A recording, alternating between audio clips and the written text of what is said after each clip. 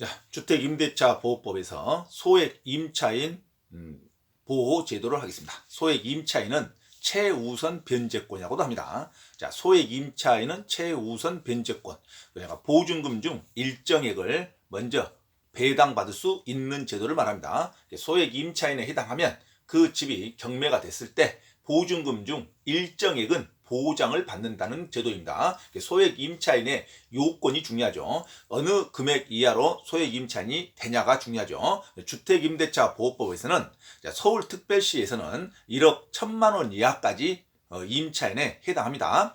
서울특별시에는 1억 1천만 원 이하에 3,700만 원 이하까지만 보장을 해준다. 자, 이거 반드시 외워야죠. 자, 서울특별시 지역에서는 1억 1천만 원 이하에 3,700만 원 이하까지만 보장해준다. 자, 그 다음에 수도권, 서울특별시 인근에 있는 도시, 그 다음에 과밀, 억제 권역에서의 도시에서는 1억 원 이하에 3,400만 원 이하까지만 보장합니다. 1억 원 이하에 3,400만 원 이하 하면은 수도권, 과밀, 억제 권역.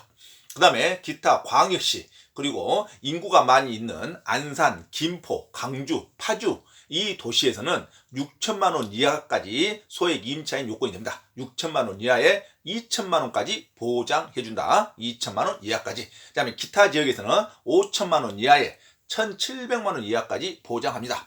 이 요건을 반드시 외우는데, 자, 좀 버거웠다 하면 서울특별시 지역에서만큼은 반드시 외우셔야 됩니다. 자, 서울특별시에서는 소액 임차인 제도가 1억 1천만 원 이하에 3,700만 원 이하까지 보장을 합니다. 자, 그리고 수도권, 과밀, 억제 권역은 1억 원 이하에 3,400만 원 이하까지 보장합니다. 그 다음에 광역시, 그 다음에 인구가 많이 사는 안산, 김포, 그 다음에 광주, 파주 등에서는 6천만 원 이하에 2천만 원 이하까지 보장합니다. 자, 그 다음에 기타 지역에서는 5천만 원 이하에 1,700만 원 이하까지 보장하는 제도가 소액 임차인 보장제도입니다. 소액 임차인의 이런 서울특별시역의 1억 1천만 원 이하의 임차인은 3,700만 원 이하까지는 먼저 배당을 해준다는 제도가 최우선 변제권이라 그럽니다. 최우선 변제권을 다른 말로 보증금 중 일정액을 보장한다. 보증금 중 일정액을 배당받을 수 있는 자, 그러면 소액 임차인을 말합니다. 보증금 중 일정액만 보장받는 자, 그러면 소액 임차인을 말한다고 생각하셔야 됩니다. 소액 임차인이 되는 요건은, 자, 경매 신청 등기 전까지 대항 요건을 갖추면 됩니다. 경매 신청 등기 전까지, 경매 신청 등기가 기입되기 전까지 대항 요건이라는 것은 전입 신고죠. 자, 부동산 전입 신고와 그 다음에 인도 살고 있기만 하면 되죠. 부동산 전입신고와 인도만 요건을 합니다. 이게 대항력이죠. 대항력을 갖추고 있어야 됩니다. 언제까지? 경매 등기 전까지. 자, 소액 임차인은 굳이 확정일자를 해야지만 소액 임차인으로 보장받지 않습니다. 이게 첫 번째 문제. 자, 소액 임차인으로 보장받기 위해서 확정일자가 필요하다? 그러면 틀린 말입니다. 확정일자를 안 하더라도 1억 1천만 원 이하까지, 서울특별시에서 1억 1천만 원 이하까지의 임차인은, 자, 경매가 되면 3,700만 원까지는 확정직 일자를 안 갖췄어도 보장을 해준다는 말입니다. 최우선 변제권. 그래서 대항력만 있으면 됩니다. 자, 대항력 전입신고와 살고 있는 인도가 언제까지 이루어진다? 경매 개시 결정 등기 전까지만 이루어지면 된다 이거죠. 그래서 반드시 소액 임차인의 요건은 확정일자를 요하지 않는다. 이거 중요하죠. 그 다음에 집행법원의 배당 요구 종결까지 반드시 배당을 해야 됩니다. 배당 요구를 해야 된다는 말은 채권 신고서, 임대차 계약서는 제출해야 된다는 말이죠. 가만히 있으면 국가가 보장을 안 해주죠. 소액 임차인의 요건에 해당하더라도 반드시 배당 요구 종기 전까지, 배당 요구 종기 이전까지, 종기일까지 반드시 배당 요구를 한 자에 한해서 소액 임차인으로 최우선 변제권을 인정해 줍니다. 그래서 소액 임차인 하면 반드시 요건을 외운다. 먼저 서울특별시에서 1억 1천만 원 이하 얼마까지 보장한다? 3,700만 원 이하까지 보장한다. 그리고 소액 임차인이 될 수 있는 요건은 반드시 대항 요건만 갖추면 된다. 대항력이란 뭐다? 인도와 전입신고만 있으면 되지 확정일자까지는 굳이 갖출 필요는 없다. 그리고 소액 임차인에 해당하더라도 반드시 배당 요구 종기 전까지 배당 요구를 해야지만 일정액이라도 배당을 받는다. 자, 반드시 중요하죠. 배당 요구를 하지 않으면 소액 임차인 보호를 하지 않습니다. 배당 요구 종기까지 배당 요구를 직접 할 것, 그리고 대항 요건만 갖추면 된다. 전입신고와 인도만 있으면 되지 확정일자까지 요하지 않는다. 만약에 확정일자를 하면 그 금액 전체를 순번대로 보장을 받겠죠. 그래서 소액 임차인은 확정일자를 하지 말란 말이 아니라 확정일자를 하면 순번대로 순번이 선순이면 전 금액을 보장을 받습니다. 근데 확정일자를 안 하더라도 순번이 하위에 있더라도 경매가 되면 먼저 근저당보다 먼저 전입신고와 인도만 되면 근저당권자 1순위보다 더 먼저 배당을 해준다는 말이 소액 임차인 보장 제도입니다. 그래서 최선순위라는 것은 순번에 관계없이 후순위 소액 임차인이라도 대항 요건만 갖추고 있으면 전입신고와 인도만 하면 먼저 배당을 해준다는 말이기 때문에 굳이 먼저 배당하는 요건에 확정일자까지는 필요하지 않다는 말입니다. 소액 임차인이 확정일자를 하지 말란 말이 아니고 확정일자를 하지 않아도 최우선 변제권은 인정된다. 자, 정리하셨죠? 그래서 최우선 변제권에 해당하는 요건으로 전입신고와 인도만 하면 되지 확정일자는 요하지 않는다.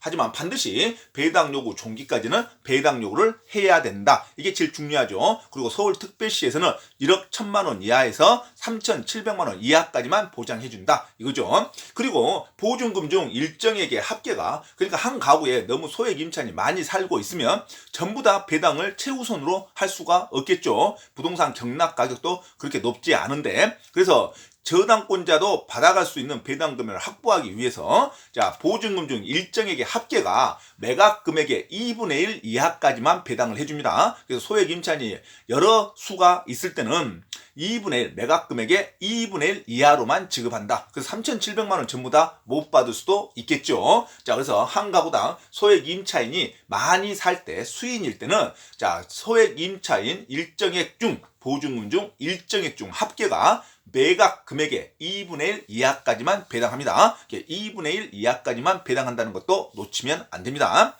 자, 최우선 변제의 의미는 경매대금에서 경매죠. 매매대금이 아니죠. 경매대금이라 그래야 됩니다. 매매대금은 최우선 변제권이 해당 사항이 없죠. 자, 경매대금에서 그 집이 부도가 나서 경매가 됐을 때 경매대금에서 보증금 중 일정액을 저당권자, 1순위 저당권자 또는 기타 채권자보다 먼저 최우선에서 변제해주는 제도가 최우선 변제권, 소액 임차인 제도입니다. 자, 최우선 변제권이 인정되기 위해서는 보증금이 맨 처음에는 1억 1천만 원 이하는 아니었어요. 맨 처음 계약할 때는 보증금이 1억 1천만 원 초과된 금액이었습니다. 그래서 소액 임차인이 해당하지 않았더라도 보증금이 감액돼서 보증금이 감액으로 인해서 소액 임차인에 해당할 때는 소액 임차인으로 제도를 보장을 받습니다. 그래서 보증금 감액으로 소액 임차인에 해당하게 된 경우에도 소액 임차인으로 적용받는다. 그리고 상가 사무실용 건물에 근저당권이 설정된 후 상가 사무실 건물은 일단은 주택이 아니죠. 상가 사무실 건물에 근저당권이 설정된 이후에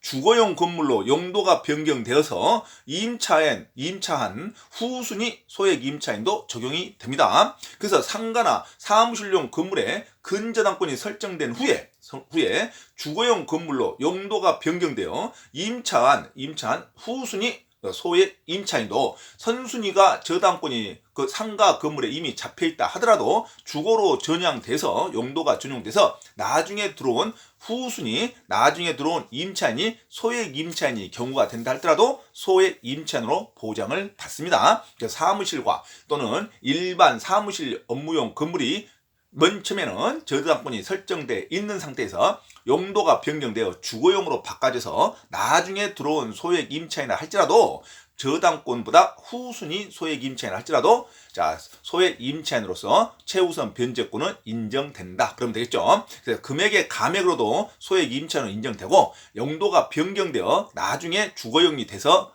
들어온 후순위 임차인도 소액 임차인으로 보장을 받는다. 그렇게 정리하면 되겠죠. 자, 반드시 잊어먹으면 안 되는 거. 후순위 임차인이다 할지라도 최선순위 소액 임차인이 해당될 때는 확정일자는 필요하지 않는다. 보증금 중 일정액을 배당을 받을 때는 확정일자가 필요하지 않고 그다음에 대항력만 있어도 소액 임차인으로서 인정된다. 두 번째, 반드시 소액 임차인이다 할지라도 보증금 중 일정액을 배당을 받으려면 배당 요구 종기 전까지는 직접 배당 요구를 해야 됩니다. 그래야 소액 임차인으로서 먼저 최선순위 배당을 해줍니다. 자, 최선순위 배당을 해야 하는 금액은 서울특별시는 1억 1천만 원 이하의 보증금에 한해서 3,700만 원 이하까지만 보장합니다. 그 다음에 과밀 억제 권역에서는 1억 원 이하의 3,400만 원 이하까지만 보장해줍니다. 그 다음에 기타 광역시 또는 인구가 많이 있는 안산, 김포, 파주 이 등 도시에서는 자 6천만 원 이하에 2천만 원 이하까지만 보장해줍니다. 기타 도시에는 5천만 원 이하에 1,700만 원 이하까지만 보장한다. 자, 서울특별시에 있는 최우선 변제권의 요건은 반드시 외우셔야 됩니다. 서울특별시 하면 얼마 이하의 임차인? 1억 1천만 원 이하의 임차인의 3,700만 원 이하까지만 보장한다. 그리고 보증금 중 일정액의 합계가 너무 많을 때는 매각 금액의 2분의 1 이하까지만 배당해준다. 이거 놓치면 안 되죠. 자, 그 다음에 대지에서 최우선 변제가 가능한 경우도 있습니다. 자, 건물 주인과 토지 주인이 동일할 때 토지가 먼저 경매가 진행됐을 때 건물에 있는 최우선 변제권자 소액 임차인이 먼저 배당을 받는 경우도 있습니다. 토지가 먼저 경매가 됐을 때. 자, 그래서 대지의 저당권 설정할 당시에 반드시 토지의 저당권 설정할 당시에 주택이 존재하고 있었어야 됩니다. 그 주택에 미등기인 채 이미 존재하고 있어야 주택의 소액 임차인도 대지의 매각대금에서 최우선 변제를 받을 수 있습니다. 반드시 주택이 있을 것, 존재하고 있을 것. 그러면 주택은 미등기여도 소액 임차인으로서 보장을 받습니다. 토지가 경매되면 토지의 매각 금액에 대해서 자, 대지의 매각 절차에서 최우선 변제가 가능합니다. 주택과 대지가 함께 경매되어 대지와 건물이 동시에 배당받을 경우에도 대지와 건물의 가액에 비례해서 토지에도 비례해서 최우선 변제권 배당을 받을 수 있습니다. 자, 대지와 건물의 가액에 비례해서 안분 배당 받을 수 있다. 자, 임대인이 토지만을 병에게 매도한 뒤, 자, 임대인이 건물과 토지가 동일했습니다. 근데 토지만 제3자 병에게 매도한 뒤 대지가 경매됐답니다. 자, 그러면 건물에 살고 있는 임차인, 소액 임차인도 대지의 환가 대금에서 최우선 변제를 받을 수 있다. 왜? 맨 처음부터 토지와 건물 동일한 주인의 세들어 사는 소액 임차인이기 때문에 건물 주인이 토지만 남에게 제3자에게 매각을 하고 그 토지가 경매가 됐다 하더라도 이미 살고 있는 소액 임차인은 토지의 매각대금에서 우선 변제 받을 수 있습니다. 자, 근데 대지에서 최우선 변제권이 인정이 안 된 경우가 있습니다. 이 하나는 반드시 잡아야 되죠. 자, 토지가 매각된다 하더라도 건물의 소액 임차인이 최우선 변제권을 행사할 수 없는 경우가 딱 한 가지가 있습니다. 자, 대지에 관해서 먼저 저당권이 설정됐는데 그 대지가 저당권 설정될 당시에 건물이 없었습니다. 토지의 저당권 설정 당시에 건물이 없었고 나중에 저당권이 설정된 후에 나중에 건물이 신축돼서 그 건물에 들어온 소액 임차인은 토지에 대해서 최우선 변제권을 주장할 수 없습니다. 자, 이것은 일반 건물 임차인도 토지에 대해서 배당을 신청할 수 없다고 그러죠. 자, 소액 임차인든 일반 임차인든 토지에 대해서 우선 변제, 최우선 변제가 인정되지 않는 경우는 토지만 있다가 토지 나대진 상태에서 토지만 저당권이 설정된 후에 그 토지에 건물이 신축돼서 그 건물에 들어온 임차인은 최우선 변제권을 대지 경매대금에다가 행사할 수는 없습니다. 자, 그래서 선순위를 반드시 잡으면 문제가 그렇게 어렵진 않죠. 자, 토지의 저당권이 설정된 후에 나중에 건물이 신축돼서 그 건물에 들어온 임차인은 최우선 변제권을 이유로 해서 대지의 경락대금에서 최우선 변제권을 받을 수 없다로 갑니다. 그래서 대지의 매각대금에서 최우선 변제권을 받을 수 없습니다. 이유는 토지가 먼저 저당권이 설정됐죠. 그 후에 설립된 건물의 신축자는 자, 토지에 대해서는 최우선 변제권을 행사할 수 없다. 나머지는 건물과 토지가 동일했을 때 건물과 토지의 주인이 동일한 건물 주인일 때 건물에서 임대차 임차인은 소액 임차인은 토지만 경락되더라도 토지에다가 먼저 최우선 변제권을 배당받을 수 있다로 가죠. 자, 그래서 동일한 건물의 소유자가 토지만 누구한테 매각해서 토지만 경매가 되었다 하더라도 임차인은 소액 임차인을 행사할 수 있다. 그러면 되겠죠. 자, 정리합니다. 자, 토지가 먼저 저당권 설정된 후에 건물이 신축됐을 때 건물 임차인은 토지의 매각대금에서 최우선 변제권을 행사할 수 없습니다. 최우선 변제권도 행사할 수 없고 또 임차인으로서 우선 변제권도 행사할 수 매각대금을 환가받을 수 없죠. 나중에 들어온 건물의 임차인은. 자, 그 다음에 소액 임차인은 이 정도로 정리하고, 소액 임차인 반드시 중요한 게 소액 임차인은 요건이 중요합니다. 서울에 얼마 이하 1억 1천만 원 이하의 보증금에 있는 임차인에 한해서 월세 환산해서 1억 1천만 원 이하. 그 다음에 1억 1천만 원 이하의 임차인은 어느 금액까지 보장된다? 3,700만 원 이하까지만 보장됩니다. 그리고 소액 임차인으로 경매가 되면 1순위 저당권자보다 먼저 우선해서 배당받을 수 있는 금액이 보증금 중 일정액입니다. 보증금 중 일정액. 자, 보증금 중 일정액을 먼저 배당받기 위해서 대항 요건만 갖추면 됩니다. 대항 요건은 전입신고와 인도만 하고 있으면 보증금 중 일정액은 배당받지 굳이 확정일자까지 요하지 않는다. 그리고 소액 임차인도 보증금 중 일정액을 배당을 받으려면 반드시 배당 요구 종기 전까지 반드시 배당 요구를 해야 됩니다. 배당 요구도 하지 않는데 국가가 알아서 배당해 주지는 않죠. 그래서 배당 요구를 반드시 해야 된다. 이게 소액 임차인의 핵심 요건입니다. 자, 다음은 일반 주택임대차 보호법에 최단기 기간이 2년을 보장을 해줍니다. 최단기 기간은 2년입니다. 주택임대차 보호법상 계약 기간은 몇 년간 보장한다? 2년간 보장합니다. 그래서 기간이 정함이 없거나 기간을 2년 미만으로 정한 주택임대차는 기간을 2년으로 본다. 그래야 정답입니다. 기간을 2년은 무조건 보장해줍니다.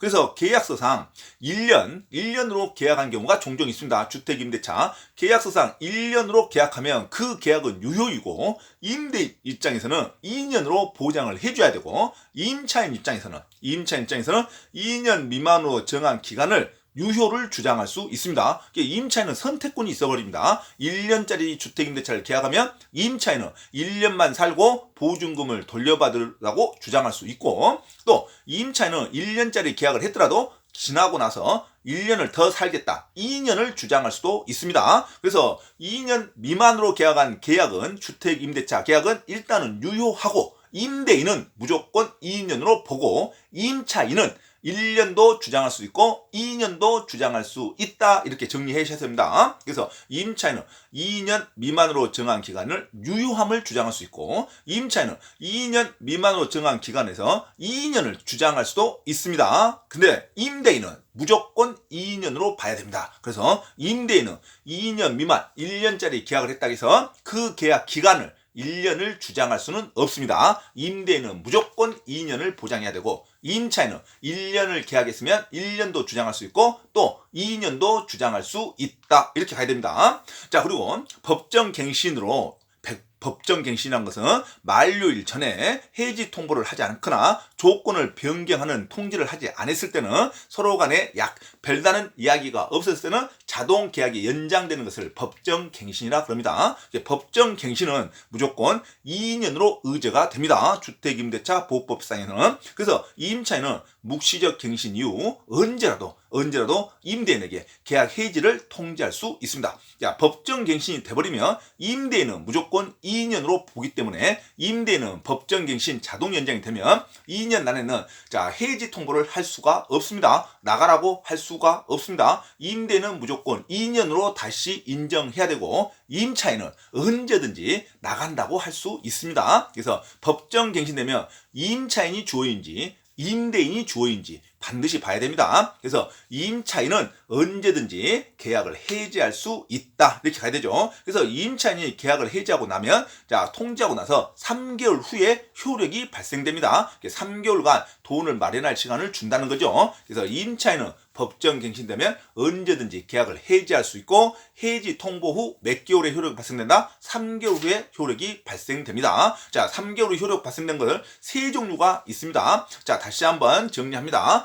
전세권에서는 법정갱신되면 기간이 정함이 없는 것으로 보기 때문에 전세권 설정자나 전세권자 모두 언제든지 계약을 해지 통보할 수 있다. 그래서 전세권 설정자나 전세권자는 해지 통보 후에 6개월 후에 효력이 발생된다. 전세 등기 조문입니다. 자, 그러면 민법상 임대차도 계약에 조건이 없는 것으로 보기 때문에 자, 임대인도 해지 통보할 수 있습니다. 임대인이 해지 통보하면 6개월 후에 효력이 발생하고 임차인이 해지 통보하면 한 달 후에 효력이 발생합니다. 자, 그리고 민법상 임대차 보호법에서는 계약 갱신이 되면 연장이 되면 임대인은 무조건 2년으로 보기 때문에 2년 안에는 해지 통보할 수 없습니다. 자, 임대인은 무조건 2년으로 본다. 주택임대차 보호법에서는 자동 연장, 법정 갱신되면 근데 임차인은 언제든지 해지 통보할 수 있기 때문에 임차인은 해지 통보 후에 3개월 후에 효력이 발생된다. 주택임대차 보호법은 임차인은 통지 후 3개월, 전세권은 통지 후 6개월 동일하고 그 다음에 민법상 임대차는 임대인은 통지 후 6개월, 임차인은 통지 후 1개월에 효력이 발생된다. 이거 반드시 외워야죠. 자, 그래서 주택임대차 보호법만 정확히 외우면 됩니다. 주택임대차 보호법은 법정갱신이 되면 임대인은 2년간 자동적으로 계약을 인정하는 걸로 되고 2년간 계약이 연장된 걸로 보고 임차인은 언제든지 해지 통보할 수 있다. 해지 통보한 후에 몇 개월 후에 효력이 발생한다? 3개월 후에 효력이 발생한다. 놓치면 안 됩니다. 임차인은 묵시적 갱신이 된 임대차 존속기간을 2년으로 주장할 수 당연히 있죠. 임차인은 무조건 2년도 주장할 수 있고 언제든지 해지 통보할 수 있습니다. 해지 통보하고 나면은 3개월 후에 효력이 발생되고 자, 임대차 계약이 묵시적으로 갱신되면 그 임대차 존속기간은 2년으로 본다. 이 문장 나오면 맞다고 해야 되죠. 자, 임대차 계약은 몇 년으로 본다? 2년으로 본다. 왜? 임대인 입장에서 반드시 2년으로 봅니다. 그래서 임차인은 묵시적 갱신되면 2년을 주장할 수 있고 언제든지 해지 통보할 수 있고 자, 기억하셔야 됩니다. 자, 임대인이 임대차 기간이 끝나기 6개월 전부터 또는 6개월 전부터 1개월 전까지 6개월에서부터 1개월 전까지 임차인에게 갱신 거절의 통지를 하지 아니한 경우에 법정 갱신이 됩니다. 그래서 6개월에서부터 1개월 전까지 해지 통지를 하지 않으면 법정 갱신 제도가 인정이 됩니다. 그 기간이 끝날 때 임대차와 동일한 조건으로 기간은 2년으로 보는 걸로 법정 갱신이 됩니다. 조건은 동일하기 때문에 전세 보증금도 그래 동일하게 조건이 유지가 됩니다. 기간은 2년으로 본다. 임대인은 법정 갱신은 기간은 2년으로 보고 임차인은 2년도 주장할 수 있고 언제든지 해지 통보할 수 있고 해지 통보하고 나면 3개월 후에 효력이 발생된다. 그렇게 가시면 되죠. 자, 임차인의 해지 통지는 3개월 후에 해지 효과가 발생됩니다. 자, 차임 보증금의 증감 청구권도 있습니다. 차임 보증금의 증감 청구권은 계약 기간 내에서 이루어지는 것을 원칙으로 합니다. 실무에서는 거의 발생하지 않습니다. 계약 기간 내에 갑작스러운 경제사정 변동 시 갑작스러운 경제사정 변동이 객관적 요건으로 인정이 돼야 됩니다. 그래서 계약 기간 내 경제사정 변동 시 임대인의 증액은 임대인도 증액을 청구할 수 있는데 임대인의 증액은 연 5% 이내로 해야 됩니다. 그래서 임대인의 증액 청구는 5%를 넘을 수 없다. 5% 초과할 수 없습니다. 5% 이하로 해야 됩니다. 자, 계약 기간 내 경제사정 변동 시 임차인은 감액 청구를 할 수 있겠죠. 임차인은 감액 청구하는 거죠. 임대인은 증액 청구를 하는 거고 증액 청구할 때는 5% 이내로 해야 되고 감액 청구는요 기준점이 없습니다. 임차인을 유리한 법이 주택임대차 보호법이니까. 그래서 임차인의 감액은 20분의 1, 그게 5%인데 연 20분의 1 이하를 또는 초과해도 감액 청구할 수 있다고 해야 됩니다. 임차인은 5% 이내만 해야 된다? 아니죠. 5% 더 감액 청구할 수 있습니다. 그래서 임차인의 감액 청구는 기준점이 없다. 5% 초과도 되고 5% 이내로 감액 청구할 수 있고 하지만 임대인은 증액 청구는 5%를 넘을 수 없다. 5% 이내로 해야 됩니다. 임차인의 감액 청구는 5%를 초과할 수도 있다. 그럼 맞는 말입니다. 자, 그리고 임대차 계약 또는 증액이 있은 후 1년 안에는 다시 또 증액하면 안 됩니다. 그래서 증액은요, 감액은요, 그 관계 없죠. 임차인을 유리한 법이니까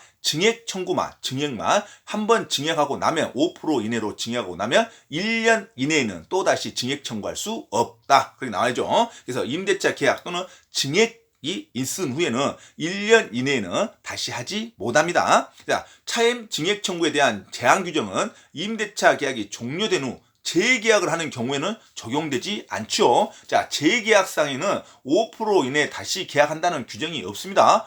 기간이 끝나고 다시 계약을 할 때는 새로운 당사자 입장에서 계약을 하는 겁니다. 그래서 주택임대차 보호법은 재계약할 때는 5% 제한 규정이 없습니다. 그래서 상가임대차 보호법은 10년 이내 상가권을 보장하기 때문에 5% 이내에 10년 안에는 계속 5%씩만 증액을 해야 되지만 주택임대차 보호법은 주택 계속 연장 규정이 없기 때문에 기간이 만료되고 재계약을 할 때는 당사자가 같더라도 새로운 당사자 개념으로 보증금, 기존 보증금의 5% 이내만 계약한다는 규정이 없습니다. 반드시 요거 알아셔야 되죠. 주택임대차 보호법에는 계약 기간 내 경제사정 변동으로 증액을 청구할 때만 5% 이내로 청구하지, 계약이 만료되고 같은 당사자와 다시 임대차 계약을 체결할 때는 5% 이내의 제한 규정이 적용되지 않는다. 재계약 시에는 5% 이내 제한 규정이 적용되지 않는다. 이거 놓치면 안 됩니다.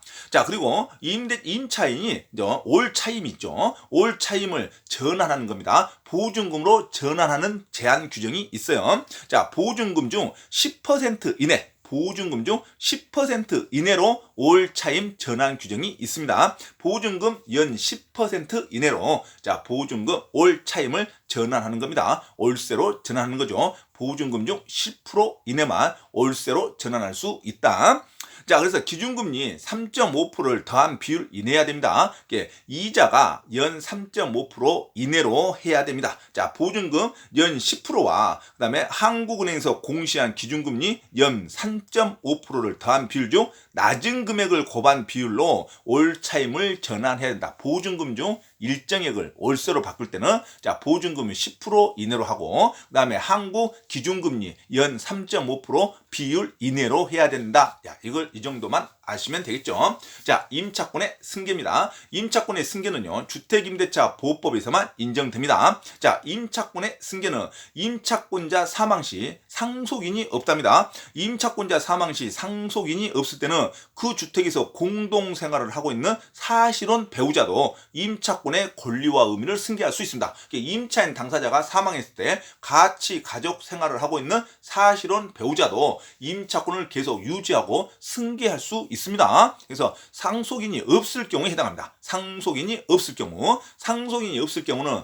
가족 공동생활하는 사실혼 배우자에게 임차권이 승계된다. 그러면 되겠죠. 그런데 임차권자 사망할 당시에 상속인이 있었답니다. 상속인이 있는데 두 종류가 있죠. 한 종류는 상속인도 같이 가족 공동생활을 하고 있는 경우가 있고, 상속인이 같이 생활하지 않는 타 지역에서 살고 있는 자녀들이 있을 수 있죠. 그래서, 자, 상속인이 가족 공동생활을 하고 있으면 당연히 상속인한테 임차권이 승계되는 거죠. 근데 상속인이 가족 공동생활을 하고 있지 않은 다른 지역에 살고 있을 때, 자, 그러면 같은 공동생활을 하고 있는 사실혼 배우자와 그 다음에 공동생활을 하지 않는 상속인이 공동으로 임차권을 승계합니다. 그래서 상속인이 있을 때는, 자, 사실혼 배우자와 그다음에 공동생활을 하지 않는 상속인과 공동으로 임차권 승계하고, 상속인이 없을 때는 사실혼 배우자가 사실혼 배우자가 임차권을 단독으로 승계합니다. 그래서 상속인이 있을 때는 상속인이 공동생활을 하고 있지 않을 때, 자, 상속인이 있을 때는, 자, 사실혼 배우자와 그 다음에 공동생활을 하고 있지 않는 상속인이 공동 승계하고, 상속인이 없을 때는 사실혼 배우자만 단독으로 임차권을 승계한다. 그러면 되겠죠. 자, 임대차 분쟁조정위원회가 있습니다. 임대차 분쟁조정위원회는 대한법률구조공단 지부에 반드시 조정위원회를 둬야 됩니다. 이제 임차권 분쟁조정위원회는 대한법률구조공단 내에 반드시 두게 돼 있습니다. 그래서 대한법률구조공단 지부에 조정위원회를 반드시 둔다로 갑니다. 그래서 또 시도는, 지자체는 조정위원회를 둘 수 있고 법률구조공단은 반드시 둬야 됩니다. 그래서 임대인 또는 임차인의 분쟁을 조정할 수 있습니다. 그래서 임대인과 임차인은, 자, 임대차 분쟁조정위원회에 조정을 신청할 수 있습니다. 자, 차인과 보증금 증감에 관한 분쟁사항도 조정하고, 그리고 조정 신청을 받은 날로부터 60일 이내 결정을 냅니다. 조정 신청 받은 날부터 60일 이내 결정 낸다. 법률구조공단에 분쟁조정위원회를 둡니다. 법률구조공단 각 지부에 두게 돼 있습니다. 자, 별도의 집행권은 없어. 별도의 판결이 없어도, 자, 임대차 분쟁조정위원회에서 의결된 사항은 강제 집행할 수도 있습니다. 별도의 집행권이라는 것은 판결문입니다. 별도의 집행권이 없어도 임대차 분쟁조정위원회에서 심의 의결된 사항으로 강제 집행할 수도 있습니다. 자, 그리고 조정 신청을 받으면 60일 이내에 분쟁 조정을 해줍니다. 자, 주택 임대차 위원회라고 있습니다. 분쟁조정위원회는 법률구조공단 각 지부에 두는 거고, 주택 임대차 자체위원회가 있습니다. 임대차 제도를 만드는 주택 임대차 위원회는 법무부 산하에 둡니다. 그래서 이 주택 임대차 위원회와 주택 임대차 분쟁위원회를 구별하셔야 됩니다. 분쟁위원회는 법률구조공단 각 지부에 있고 60일 이내에 결정을 해주고, 자, 그 다음에 임대차위원회는 법무부 안에 있습니다. 임차인의 우선 변제 기준을 심의하고, 최우선 변제 기준을 심의하고, 보증금 중 일정액 범위와 기준을 심의합니다. 최우선 변제권의 범위와 주택 임차권의 우선 변제 범위를 기준과 심의를 하는 제도를 주택임대차위원회. 자, 임대차위원회는 법무부 안에 있고, 임대차 분쟁조정위원회는 법률구조공단 각 지부 안에 설치되어 있습니다. 자, 여기까지 주택임대차 보호법에 관련된 세부적인 규정을 했습니다. 자, 반드시 여러 번 들어보고 숙지하시기 바랍니다. 자, 소액임차인 보호법. 자, 주택임대차 보호법에서 소액임차인 규정을 반드시 외우셔야 됩니다. 소액임차인이라는 것은 보증금 중 일정액을 보장받는다는 겁니다. 매각대금에서 매매대금에서 보장받는 게 아니라, 자, 매각대금에서 받지 매매대금이 아닙니다. 그래서 소액임차인 제도는 경매가 됐을 때 매각대금에서 보장을 받는 제도지 매매대금에서 보장받지 않는다. 소액임차인은 서울특별시에서 1억 1천만 원 이하의 임차인에 한하고 3,700만 원 이하까지 보장합니다. 소액임차인이 아무리 많아도 전체 매각대금의 2분의 1 이하까지만 보장해줍니다. 매각대금의 2분의 1 이하로만 배당해준다. 자, 근데 소액임차인으로 최우선 변제권을 받으려면 확정일자는 필요하지 않는다. 자, 대양 요건만 있으면 됩니다. 전입신고와 인도만 돼 있으면 소액임차인으로서 일정액을 최우선 변제받을 수 있지, 보증금 중 일정액을 보장받으려고 확정일자는 요건으로 하지 않습니다. 자, 그리고 반드시 소액임차인도 배당 요구를 해야 됩니다. 자, 그리고 대지에서도 소액임차인으로 환가 받으려면, 자, 대지의 토지와 건물이 동일하게 설정되어 있을 전제로 합니다. 그래서 대지만 먼저 근저당이 설정된 후에 나중에 토지 임차인이 설정됐을 때는 그 토지 건물 임차인은 대지에는 우선 배당 받을 수 없고 최우선 변제권도 인정되지 않는다. 자, 여기까지 주택임대차 보호법에 대해서 했습니다. 여러 번 들어보시기 바랍니다.